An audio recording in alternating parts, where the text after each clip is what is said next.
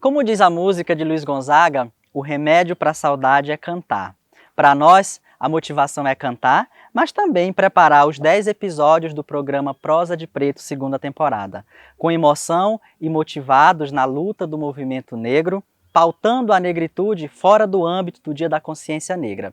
Acreditamos que alcançamos os nossos objetivos com o programa e agora temos um documento criativo com um arsenal de histórias sobre o Centro de Cultura Negra Negro Cosme, a cidade de Imperatriz e região. Defendemos o que acreditamos e fazemos o que nos toca ao coração. E é com essa energia que eu te convido para assistir esse último episódio do Prosa de Preto, que é especial, sobre os 20 anos do Centro de Cultura Negra Negro Cosme.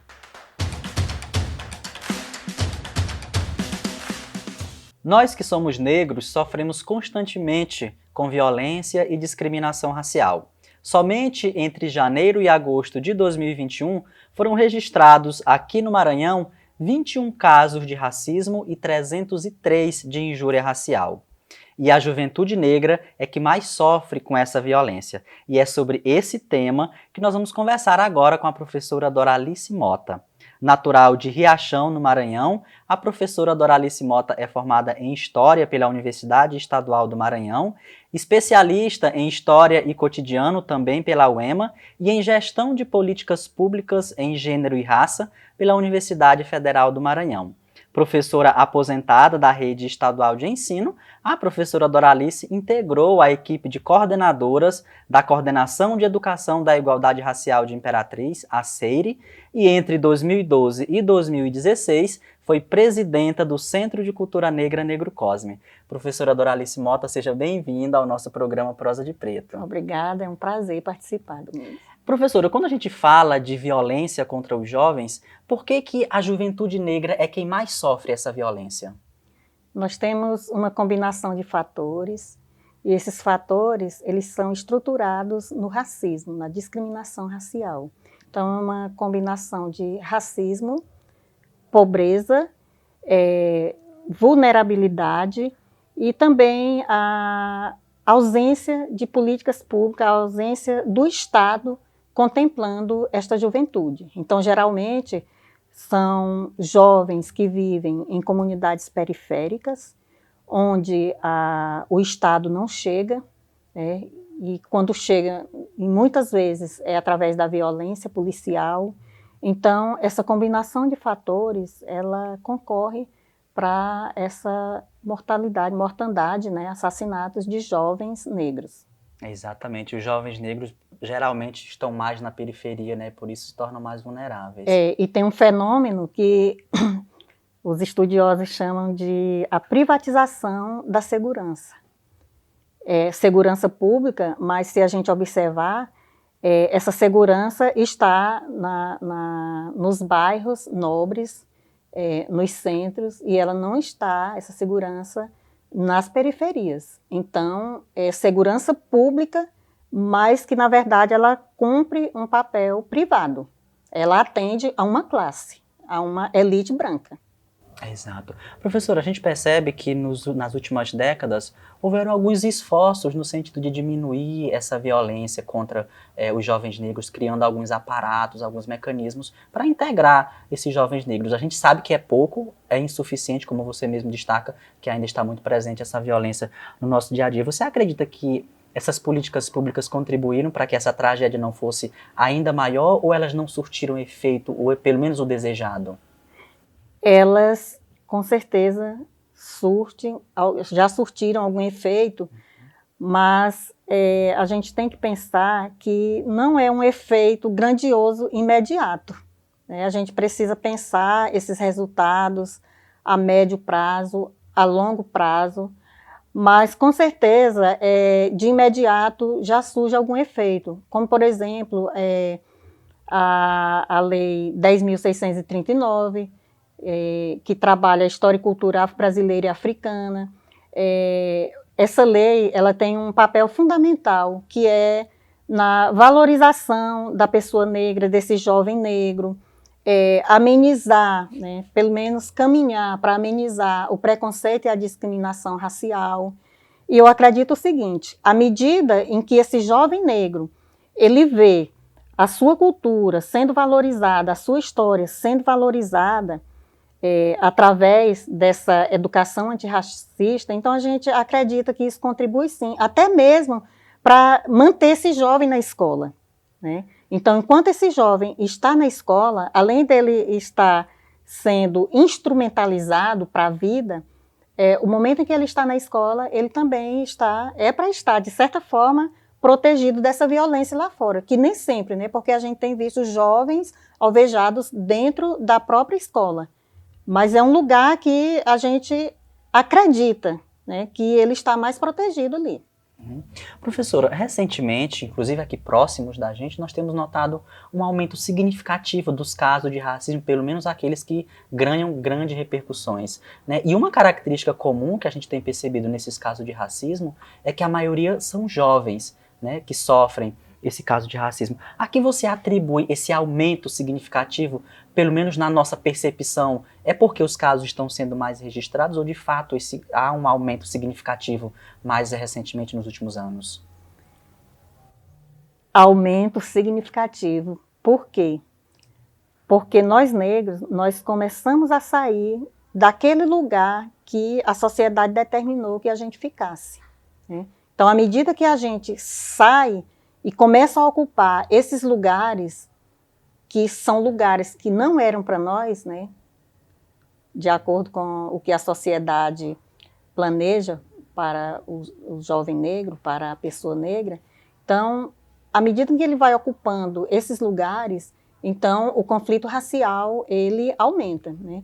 E a questão do jovem, até por ele andar mais, ele está mais exposto, ele sai mais de casa, né? Então isso acaba expondo mais esse jovem à violência.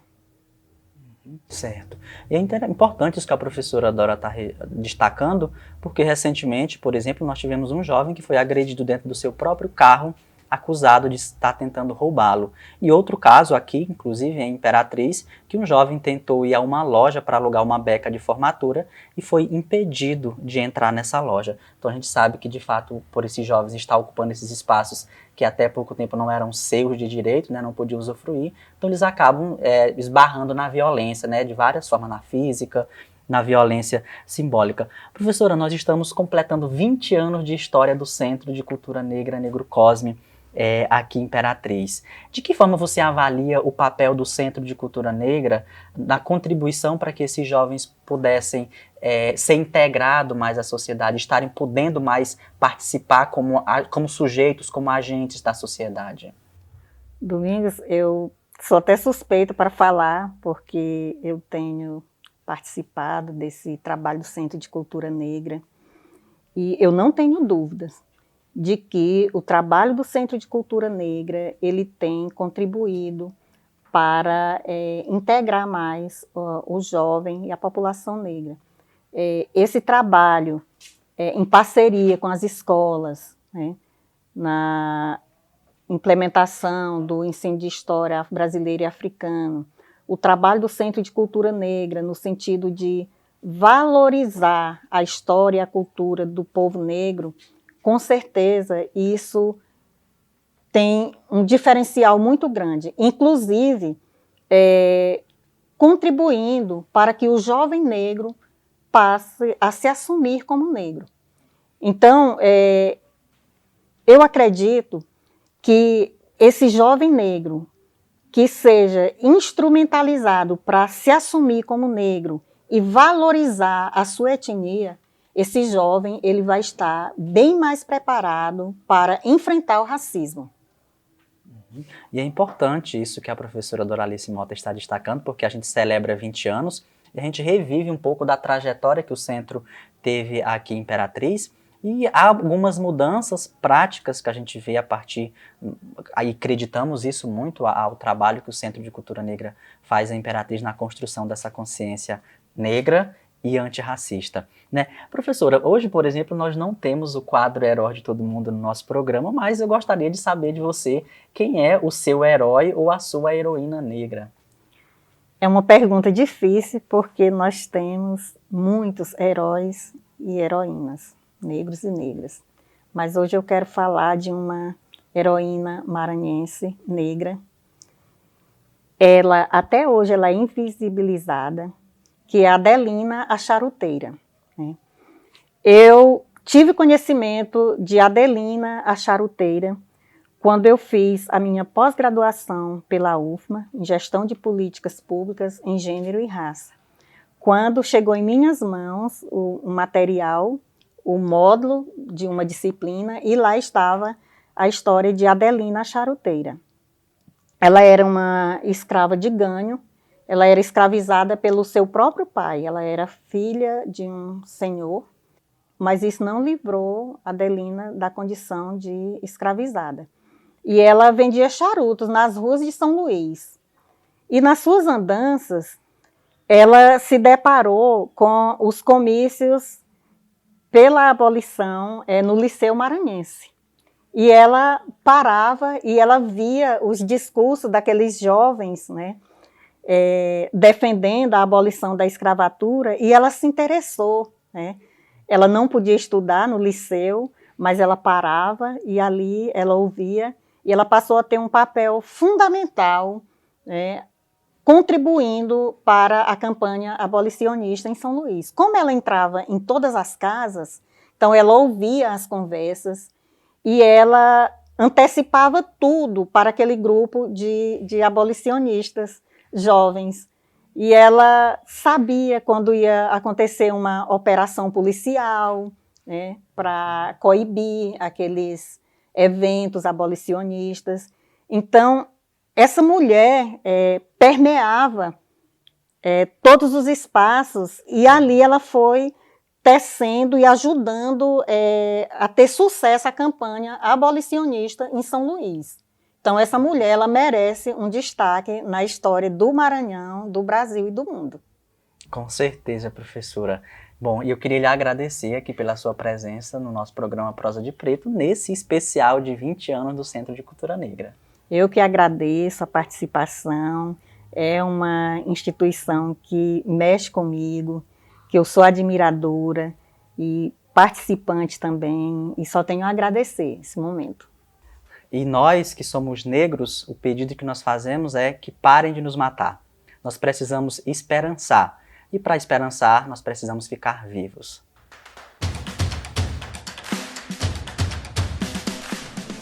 Dizem que a história, quem escreve são os vencedores. Talvez por isso, pouco se sabe sobre a vida de Cosme Bento das Chagas, o Negro Cosme, líder da Balaiada, uma das maiores revoltas populares da história do Brasil. Ele foi julgado e condenado à morte por enforcamento em praça pública. De todos os rebeldes, apenas Negro Cosme foi enforcado, uma tentativa deliberada de usar seu enforcamento como exemplo aos negros que pensassem em se rebelar. Como líder dos negros na Balaiada, Negro Cosme encarnou ideais de liberdade, espalhando entre os negros ideias revolucionárias para os obscuros tempos da escravidão. E como nos ensina a história, ideias não morrem, elas sobrevivem através do tempo.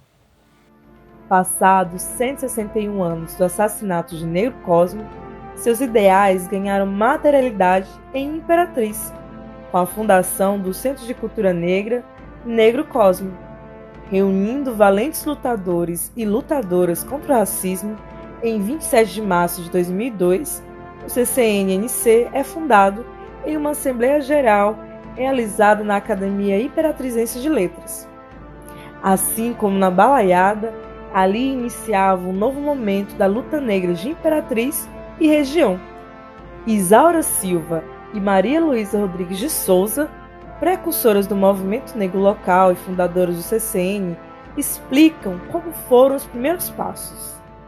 Que eu estava vindo também do movimento negro central lá de São Luís, né, do CCN de São Luís. E também do Centro de Cultura Negra, que eu tive a honra de criar em Caxias. E aí eu comecei, mas rapaz, a gente devia discutir esse negócio aqui. E conheci Maria Luísa, né, outra negra assim, destemida que nem eu. Começamos a conversar nós duas sobre essa questão do negro, aí fomos reunindo outros negros lá pela UEMA, nessa época era o Centro de Estudos Superiores de Imperatriz, da UEMA, hoje o EMA-Sul. Então começamos lá a discutir, primeiro entre nós duas, e aí teve uma outra pessoa que eu não me lembro, uma outra garota negra como a gente, que eu não me lembro o nome dela e nunca mais a vi em Imperatriz. E aí Maria Luísa, como sempre foi bem relacionada, conhecia muita gente, e além das pessoas lá da UEMA, a gente começou também a juntar outras pessoas para discutir, né? E assim foi crescendo. E aí, O né, movimento. e a gente discutia, né, nesse período todo, a gente discutindo. A gente discutia, o que a gente vai fazer para o 13 de maio, né? O que a gente vai fazer no 20 de novembro? E aí a gente se reunia e discutia essas pautas, né? O que aí a gente iria desenvolver, o que a gente ia fazer. E aí começamos até chamar outras pessoas para a gente fazer apresentação, né? Então, no pátio da Universidade Estadual do Maranhão, que era o EMA, Aquele a negócio gente fazia, era pequenininho, e a gente começava a fazer, chamava os meninos da capoeira para se apresentarem, né?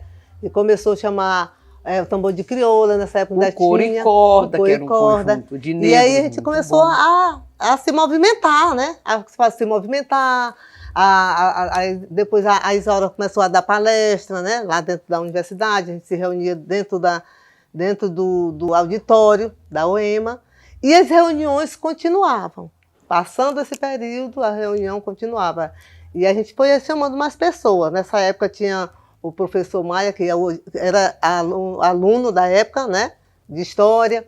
Tinha um que veio do Rio de Janeiro, que eu não recordo o nome. Era o marido da Gisele. Da Gisele, Negro, exatamente. Muito bem militante, né, bem mesmo. militante. A Gisele também estava junto com a gente nessa época. E também tinha a Deide, né? Deide. A Deide também Luci. estava conosco e a gente discutia. O Lima, que ele estudava, fazia letras na UEMA, que a Isaura tem mais coisa para contar, até a respeito mesmo do seu Lima, que já gostava de dizer, gente, afrodescendente. Não, é porque muita gente se autodescobriu negro nessa época. O desafio de comandar o centro durante a primeira gestão coube a Mariano Dias, que presidiu a instituição entre 2002 e 2004.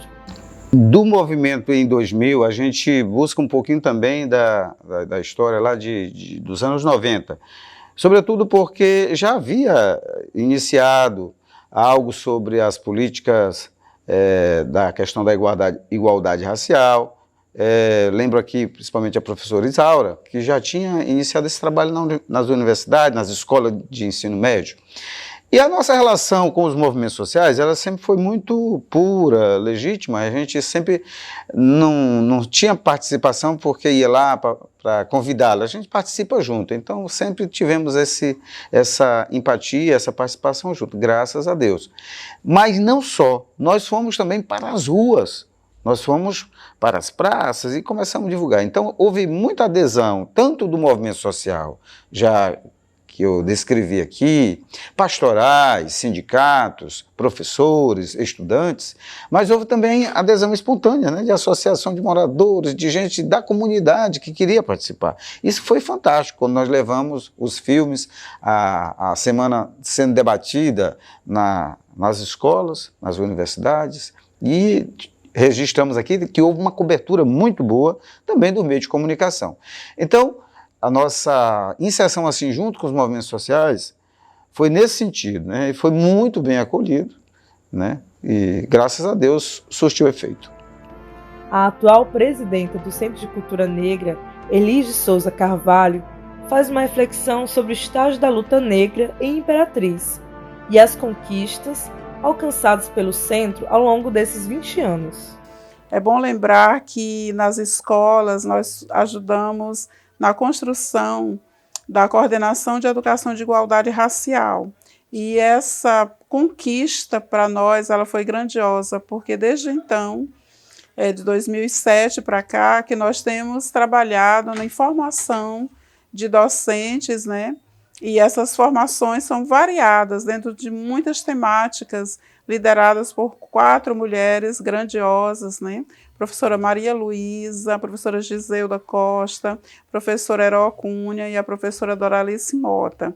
E elas encaminharam todo esse processo discursivo na educação imperatriz nas várias instituições, né?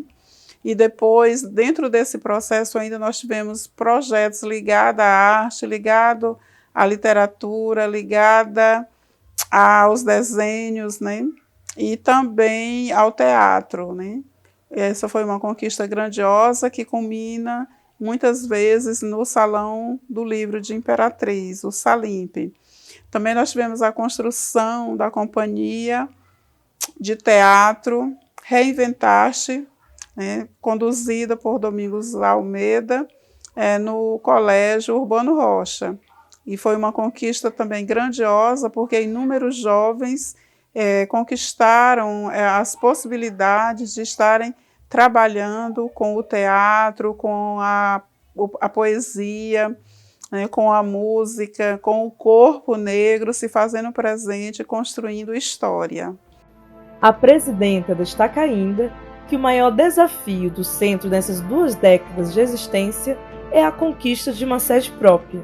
Nós gostaríamos de dizer de um grande desafio que nós temos desde o início da nossa construção até hoje, que é a necessidade de uma sede que nós sonhamos, um salão amplo, que possamos fazer oficinas, fazer seminários, fazer formação, fazermos exposições e termos um local de negro para podermos celebrar sempre as nossas conquistas e relembrar a nossa história. Então eu conclamo às pessoas que estão ouvindo, se tiver alguma ideia que nos possibilite um lugar físico para o Centro de Cultura Negra, será muito importante para nós essa conquista, que deixará de ser um desafio para ser uma vitória do povo negro. É um espaço de liberdade, um espaço de axé, um espaço de Ubuntu. Ter uma sede própria, além da construção de uma identificação com a comunidade, significa ter mais autonomia para realizar ações e propor projetos que atendam o maior número possível de pessoas negras. Em 20 anos, o Centro de Cultura Negra Negro Cosmo mudou de endereço 6 vezes, e cada mudança representa um desafio para evitar que documentos importantes e outros pertences não se percam pelo caminho. Na sede atual, que é alugada, estão guardadas as memórias dessas 2 décadas de história construídas a muitas mãos e muitas lutas. Aqui, as portas estão abertas para receber a comunidade. Do lado de dentro, encontramos tanto objetos que materializam essa história, como representações das nossas identidades e culturas negras. São 2 décadas de história na construção de uma consciência antirracista. Na balaiada, Negro Cosmo lutava pela abolição das pessoas negras. Atualmente, a luta do CCN é pela emancipação.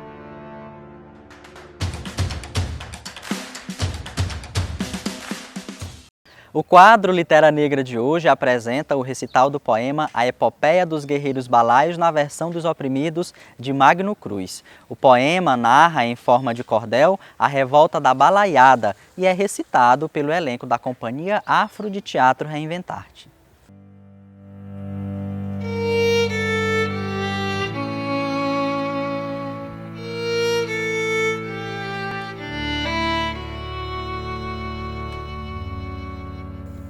Dá licença, rapaziada, que eu aqui vou relatar. Preste muita atenção, para depois poder contar, pois aconteceu no Maranhão, no Piauí e Ceará. Foi em 1800, no ano de 38, quando explodiu a balaiada, com muitos cabras afoitos, pra agarrar a guerrizada e, cortar-lhe o pescoço. Unindo valentes vaqueiros, Raimundo Gomes Vieira, na Vila da Manga chegou, assaltando a cadeia a toda a nação brasileira, um manifesto gritou. Exigia a revogação da dita lei dos prefeitos, aos revoltosos anistia, justiça aos prisioneiros e para a tropa garantia de pagamento em dinheiro. Reivindicava a liberdade, criticava o preconceito, queria total expulsão dos lusitanos solteiros, transformava em ação o blá blá politiqueiro. Brigavam betivis e cabanos na política do Maranhão. Briga de jornal lero-lero, veja a comparação. Briga de Sarney e Castelo para enganar Zé Povão. A província naquela época tinha problemas sociais. Sofriam caboclos e negros com os preconceitos raciais. Fome, pega, desemprego, tudo consta nos anais. Manuel Francisco dos Anjos, de Balaio apelidado, era pobre lavrador e teve seu nome manchado. Então na guerra entrou para se vingar dos soldados. Veterano de outras guerras, o chefe índio Matroá aderiu à balaiada. Como líder foi lutar, tendo menção destacada na luta do libertar. A participação das mulheres é bom senso não esquecer. Escondiam os revoltados, davam a eles o que comer, enganando os soldados que queriam os prender. Corriam por essas bandas revoltas e insurreições. A massa escrava fugia para formar quilombações.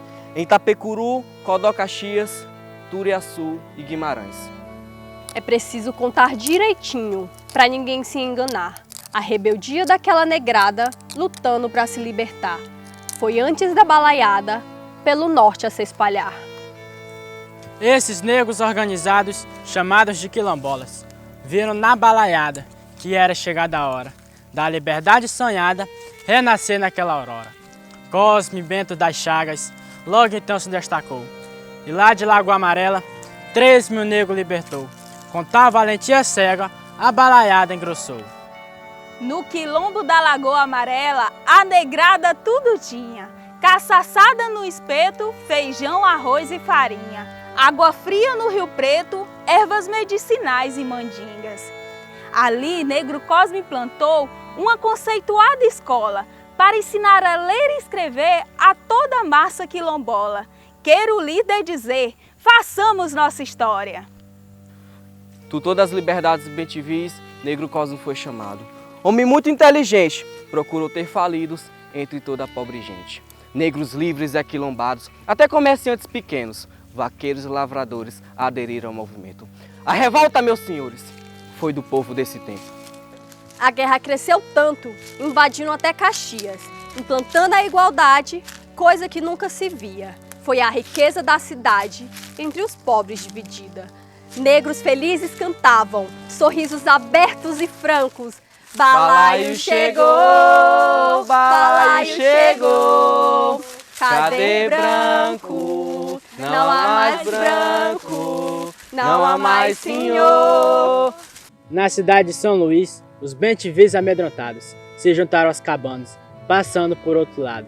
Sem ser por baixo dos panos, deixaram de ser mascarados. Foi então que o regente, Providência de Itamar, chamou Luiz Alves de Lima e lhe pôs de toda a par da guerra de norte a cima e era para cacetear. Luiz virou presidente da província do Maranhão. Com poder e muita banca, iniciou a repressão, jogando pessoas brancas contra os negros em ação. O mesmo Luiz Alves de Lima, que negociou com farroupilhas, tratou os negros guerreiros como gentalha maltrapilha, como assassinos bandoleiros indignos da tal anistia. Mais de 10.000 mortes cruéis, mulheres, velhos, crianças, foi o saldo tenebroso daquela cruel matança. E o pacificador orgulhoso da nefasta aventurança na anistia acreditando. Matroá velho cansado, foi morto ao se entregar. Raimundo Gomes, coitado, foi pelo duque deportado e morreu no viajar. Mostrando muita bravura, Cosme na luta insistiu. Perseguido por todo lado, muitas vezes ele sumiu, deixando o duque danado, o chamando de negro vil. No peito a peito com Luiz, Cosme sempre foi o primeiro. Não perdeu a pro duque, que via nele um feiticeiro, cheio de manhas e truques. Foi como Zumbi, um guerreiro. A caça ao Negro Cosme um dia chegou ao fim.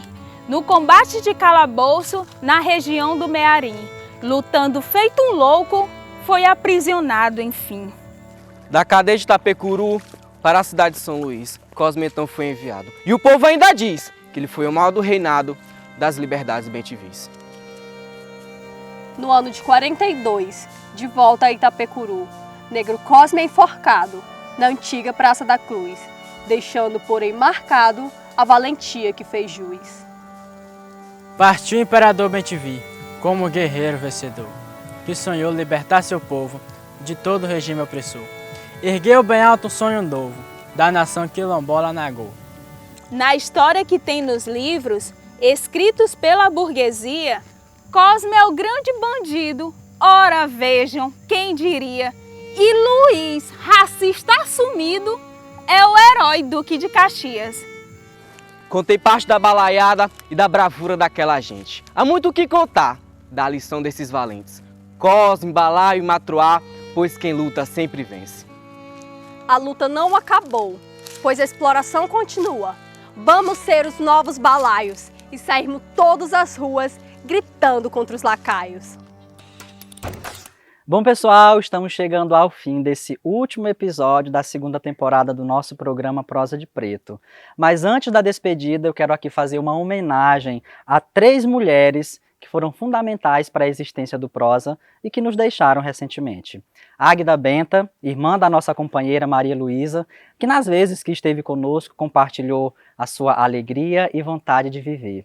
Antônia Costa de Souza, mãe da presidenta do CCN, Erli de Souza Carvalho, que lutou bravamente pela vida. E Maria Sônia Alves de Almeida, minha mãe. São 3 mulheres negras que, entre outras características, são mães. E pela sua partida, nós nos perguntamos, por que Deus permite que as mães vão se embora? Mãe não tem limite, é tempo sem hora. Luz que não apaga quando sopra o vento e chuva desaba. É veludo escondido na pele enrugada, água pura, ar puro, puro pensamento. Morrer acontece com o que é breve e passa. Mãe, na sua graça, é eternidade. E a você que nos acompanhou até aqui, o nosso muito obrigado. Vida longa ao Centro de Cultura Negra Negro Cosme e até breve.